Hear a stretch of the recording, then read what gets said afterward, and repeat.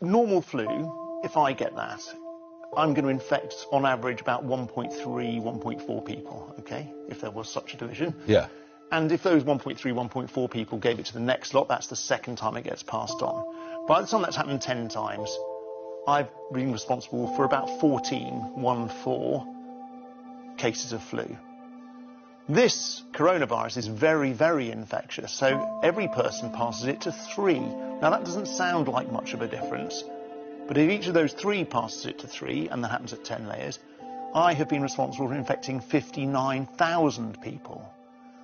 Now, I actually wasn't on top of that maths when you were doing that. Okay, that did come as a shock, yeah. Right. Now, most people are going to feel a bit pokey, or not very pokey, and be just fine, but they will have spread it around.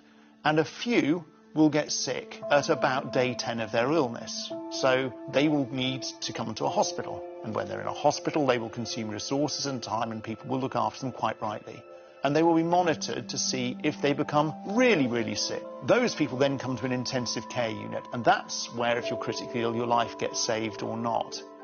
And this is the issue. If we've got a limited resource, which we have, a limited number of ventilators, a limited number of doctors, a limited number of nurses, which is fine, because we can't run ourselves with a huge excess capacity all the time.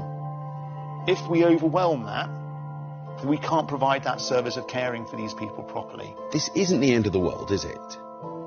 No, we've got to remember that this is, I'm not going to play it down. It's going to be ugly, it's going to be horrible for a large number of people, but it will be a small number of people who get properly sick, and a smaller percentage of those, again, that need to come to an intensive care unit, and we can save the lives of a large number of those people too.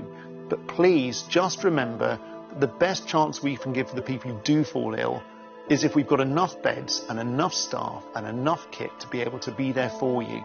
And if you are irresponsible enough to think that you don't mind if you get the flu, remember, it's not about you. It's about everybody else.